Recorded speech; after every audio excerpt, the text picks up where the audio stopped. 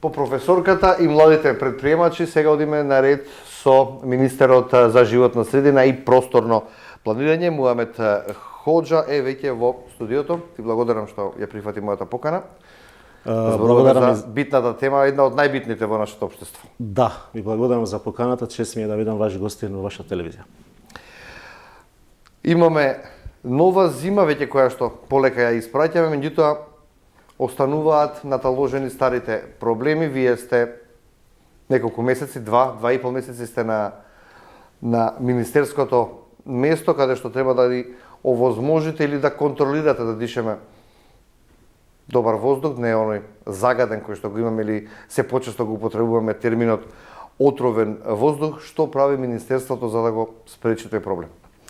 Да, се согласувам дека проблемите во секоја зима се исти, но пристапот и планот ќе биде различен, се со цел да можеме да ги спроведуваме сите мерки кои се предвидени и кои ќе влијат во намалување на загадувањето. Од превземање на функцијата веќе најавив дека аерозагадувањето и управувањето со отпад ќе ми бидат приоритети или во фокус на мандатот што следува, бидејќи јас сум продолжување на мандатот како министер за животна средина и просторно планирање, како што знаете пред мене на оваа позиција беше господинот Меджити. Јас продолжувам во владата да бидам министер за животна средина и просторно планирање и до крајот на мандатот ќе се залагам или во фокус ќе бидат сите теми кои се интерес на граѓаните, заштита на животната средина, но во фокус ќе биде аерозагадувањето и управувањето со отпад. Како што веќе сум најавил и на брифингот со медиуми и во јавните настапи кои ги имав во овој период, речиси над 2 месеци во мојот мандат, дека во владата, во министерството се имплементират, се спроведуваат 2 програми, односно планови за намалување на загадувањето. Имаме краткорочниот план кој е 6 месечен, односно октомври, ноември до март, април месец на грејната сезона го имаме и долгорочниот план, односно планот кој е од 2024 година до 2030 година е 6 годишен план, усвоен на владина седница во 2024 година. Се со цел да се спроведуваат сите тие обврски, односно планови кои се предвидени во тој генерален план кои ќе влијаат за намалување на загадувањето. Во овие 2 месеци имате откриено загадувачи? Да. И каде? Со што загадуваат? Тоа ги интересираат граѓаните? Од првиот ден, од првиот состанок со раководството на министерството и од органите во состав што се со министерството и со раководните лица, најавив нула толеранција за сите загадувачи. Како што знаеме, во сите анализи, сите истражувања што се направени, како топ 3 загадувачи се индустријата, сообраќајот и домаќинствата, односно тука индивидуалното грење, каде влегуваат и државните институции и скенирана е целата ситуација, направена анализа на сите обврски, на сите кои произлегуваат од долгорочниот план и следиме со секоја институција посебно до каде се активностите или превземени активности кои се предвидени во планот и кои ќе придонесат за намалување на загадувањето. Како ќе се намали тогаш? Ете имавме пред недела и пол уште еден нов протест кај УСИЕ. Сега УСИЕ чека продолжување или нова интегрирана дозвола која што истекува овој месец. Да, конкретно. Како ќе бидеме сигурни дека УСИЕ има своја надворешна ревизија и тврди дека загадува во оние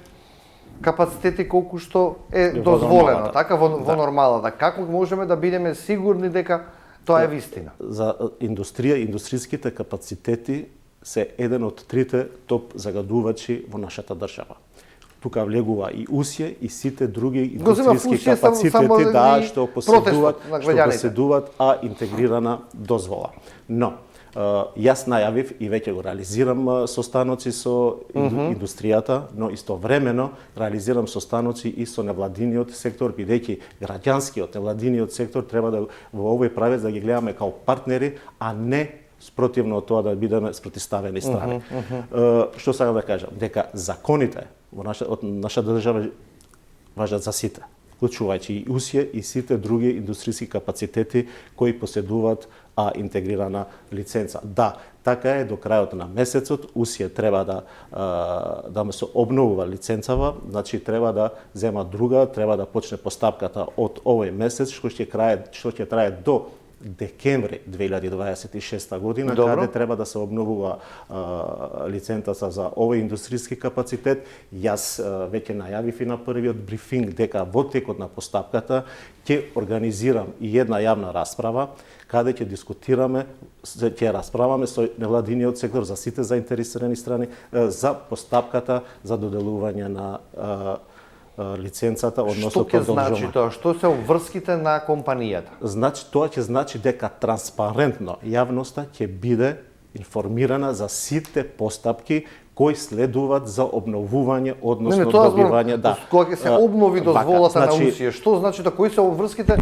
на УСЈЕ за да има нова интегрирана дозвола? Сите обврски кои се предвидени во законот. Но кога збориме за индустријските капацитети, треба да истакнеме дека со новиот закон за контрола на индустријски емисии, Добро. фактички законот е именуван септември 2025 година, но не беше многу во јавност заради тој период на предвремени локални избори, предвидува построги мерки, услови за исполнување на тие што барат продолжување ни нова лиценца за интегрирана. Знаете, само во Скопје околината имаме околу 40 интегрирани дозволи. Тоа значи дека со законот до 2027 година индустријските капацитети имат рок за адаптирање на сите услови кои се предвидуваат со тој закон. Тоа значи дека е поригорозни мерки на контрола од нашата страна, истовремено и граничните емисии кои се емитуваат во воздухот. Кои ви се вас приоритети во годинава? Еврозагадувањето, управување со отпад и сите други обврски кои се во надлежност на Министерството. Како планирате да го управувате отпадот? Исто така една од главните болки во нашето општество и отпадот. Кога ќе имаме селекција на отпад во Македонија? Вак. Значи, од првите денови на мандатот веќе јас бев на терен, заедно со претставителот на владата, бевме во Новаци. Односно, во Новаци... Регионалната? Да. Значи, изградбата на регионалните центри за управување на отпад е во тек, постапката. Што значи? Дека обезбедени се средства за изградба на регионалните центри за собирање на отпад. Значи, Новаци ќе биде првата, Русино втората, едната е во општините кои се во југозападниот и пелагонискиот регион, додека Русино е во Полошкиот регион. Посетив и Новаци и Русино, каде веќе почнавме со доделување на опремата која е во рамките на проектите, опрема која се доделува на сите тие општини кои гравитират во тие региони. И во Новаци и во Русино. Во 2 месеца ќе бидат првите две регионални центри за собирање на отпад. Како што знаете, додека за Вардарскиот и југозападниот уште смо рано во фаза на документација, за Русино и за Новаци после доделувањето на истовремено со доделувањето на опремата се подготвува и документацијата за објавување на повикот за избор на економскиот оператор, односно компанијата која треба да ги изгради овие два регионални центри. Што правиме со Дрисла? Додека само да завршам може со регионалните, додека четвртата, односно третата во овој случај во Свети Николе повикот е во тек, тоа се реализира со ИПА фондови. Пред да кажеме за Дрисла, мештаните дали веќе сватија дека тоа не е опасно за нивните Тоа не е опасно, околи? Тоа не е опасно бидејќи ќе се земени предвид сите еколошки стандарди и граѓаните се заштитени. Дека тоа ќе биде на циркуларна економија, тоа ќе биде работа која што ќе биде од корист. Да, и се направени адекватни студија, се направени адекватни анализи дека тоа ќе биде од корист, се согласувам, и дека конечно 2006 година да почнеме со процедури или со избор на компанија кој ќе ги гради овие регионалните, односно почетокот на израда на регионалните центри за собирање на отпад, што значи што попоза да завршат и да ставиме крај на отпадот. Ако 26-та почне да се гради, кога би се завршиле? Тоа ќе зависат од условите кои ќе бидат објавени во повикот, кои се работат моментално. Ја спомнавме Дрисла, таа е под надлежност на град Скопје, меѓутоа колку таа заемна локална и централна власт може да направи веќе Скопје да заличи на метропола и да не го гледаме ова што го гледаме во секојдневие со континерите. Јас сум во постојана комуникација со градот Скопје, со градоначалникот, со службите таму, министерството, исто така животна средина сме во комуникација, како што и вие кажавте дека Дрисла е под ингеренции на град Скопје, Министерството за животна средина и просторно планирање во текот од 2025 година има реализирано тамо проект по барање на жителите од населените места кои живеат околу депонијата во Дрисла, да изградиме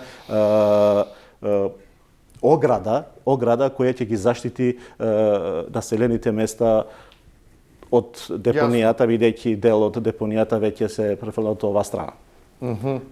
Тука сме во комуникација со град Скопје, тука сме во соработка и со Канцеларијата на Европската унија во Скопје за обработка на конкретно студија како ќе биде реализирана регионалната депонија во Дрисла.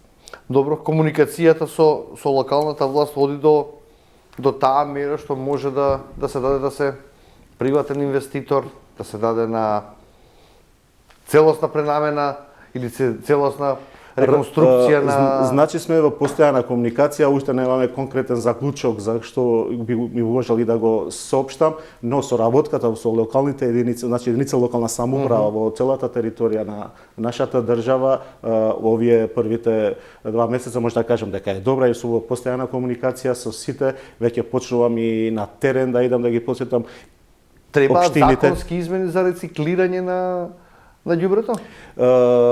Законските измени за рециклирање на ѓубрето ќе во потамошната постапка ќе видиме ако има такво нешто потребно. Но сега во рамките на законите што веќе се постоечки се прават и плановите за реализација на регионалните. На нашите граѓани доколку не им се стави со закон, со некаква уредба, па и казнена политика да се селектира отпадот, мислам дека уште 100 години да бидеме тука нема да го направиме тоа. Само иницијативно од нашата свест. Мислам дека треба да работиме и повише на подигање на свеста кај граѓаните за селектирање, собирање, а нашата работа е да обезбедиме регионални центри за сопирање на отпад. Тука се предвидуваат и тие транзитни центри кои ќе бидат по општините, истовремено истите после ќе се дистрибуираат до регионалните центри за собирање на отпад. Како планирате да ги спречите нелегалните депонии? Мислам дека со ова е лекот и за тоа, дека со изградба на регионалните центри за собирање на отпад, веќе општините ќе имат точно ќе имат место каде и веќе ќе однесат депониите и повише ќе работат за елиминирање на дивите депонии кои ги имаме во нашата држава. Сте откриле сега нови, се спречиле, сте фатиле некој што прави нова дива депонија во овие 2 месеци? Тоа во ингеренциите на единица на локална самоуправа, ние сме постојана комуникација со нив, нашите служби се во постојана комуникација за нив, по нивно барање постапуваме и ние како државен инспекторат за животна средина, бидејќи тоа е во рамките на нашето министерство, орган во состав. А ако граѓаните забележат дека некој ја загадува животната средина, може да се обратат кај вас? Може да се обратат во општината каде живеат, истовремено и во нашиот државен инспекторат. И кој постапува? Врз основа на ингеренциите треба да постапува инспекторите, општинските инспектори. Каква е комуникацијата со инспекторите? Мислите во државните инспекторат кај нас? Да, за животна средина и со вас. Имате заеднички јазик? Да, многу добра комуникација имаме. Директорката завршува работата како што треба, сме во комуникација, тамо и сме најавиле дека треба да направиме до екипирање на... Колку фалат инспектори? Па околу 20 до 20 фалат. Имаме еден план со распределба по општините за тие кои треба да се распределат во државните инспектора за животна средина, истовремено и годишен план за вработување, да вработиме нови инспектори кои ќе бидат вклучени државниот инспекторат. Имате информација, министар, какви ни се езерата, реките, какви ни се водите во однос на загаденост? Имаме информација, бидејќи истото тоа сме во комуникација и со локалните единици локална самоуправа. Во случајот последно што го имавме и заводот за пиење во Струга, бев тамо, посетив и општината, разговарав со градоначалникот. Нашиот инспекторат извршил увид во нашиот дел што е во ингеренции на Министерството за животна средина и просторно планирање. Тука сме во тесна соработка и со општините, сме нашите сектори кои се надлежни, се во постојана комуникација, помагаме и со средства тамо каде што има потреба. Прочистителната станица на Вардар за отпадни води кај Трубарево се уште се гради, докаде е?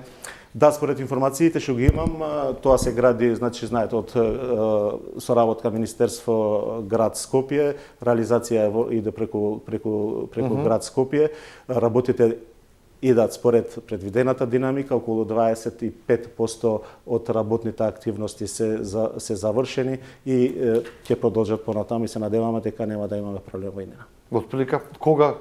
Па не можам точно да кажам кога. Било 25% сега, тој пред го не можам точно и Данела, и Шилегов. Да, ги деблокиравме сите тие работи што требаше и сите работните активности се одвиваат како што треба. Во предвидената динамика сега, веруваме дека и така ќе продолжат и понатаму. Сакам да ве прашам во однос на буџетот за овие намени. Каков ви е вашето очекување? Очекувате поголем буџет да имате? Или? Ако идеме така, буџетот сегогаш е мал. Така. И секогаш има потреба повише за реализација на проекти, но како што јавноста веќе информирана, ние реализираме проекти кои се од средства од Министерството за животна средина и просторно планирање, исто така и реализираме проекти кои во соработка со нашите партнери од меѓународната заедница. Многу теми, многу прашања имам за вас. Сепак вие сте само 2 месеци на функцијата, се уште се ги осознавате работите. Пристигнуваат сега тука и на мојот личен профил неколку прашања од гледачи кои што во моментов не следат она што сакаат сите да го знаете, кога Македонија ќе биде чиста. Дали можеме да се исчистиме конечно? Јас сум оптимист дека може да се исчистиме ако тече постапката како што треба и почнуваме со изградбата на регионалните центри за собирање на отпад и завршува целата постапка за изградба и почнува да функционираат, мислам дека почнуваме со фазата за целосно расчистување на државата. Како што реков, 2 месеци сте на функцијата, ќе почекам да помине уште некој месец од вашата функција, па после 100 дена ќе бидам пак ваш гостин. Да дадете генерален отчет, меѓутоа и кога ќе треба најмногу за граѓаните ќе бидете повторно викнат во ова студио. Ви благодарам за со задоволство ќе одговарам на секое барање за интервју, бидејќи преку вас медиумите транспарентно ги информираме граѓаните за сите работи и активности што ги имаме во министерството. Бидејќи од првиот ден најавив дека ќе бидеме транспарентни. Ви благодарам, министр. Благодарам за покана. Што овде некаде завршуваме со нашата утринска емисија, Студио 10 завршува, меѓутоа не го менувајте каналот Светлана Божиновска со првите вести во 12 часот на телевизија 24. Пријатно.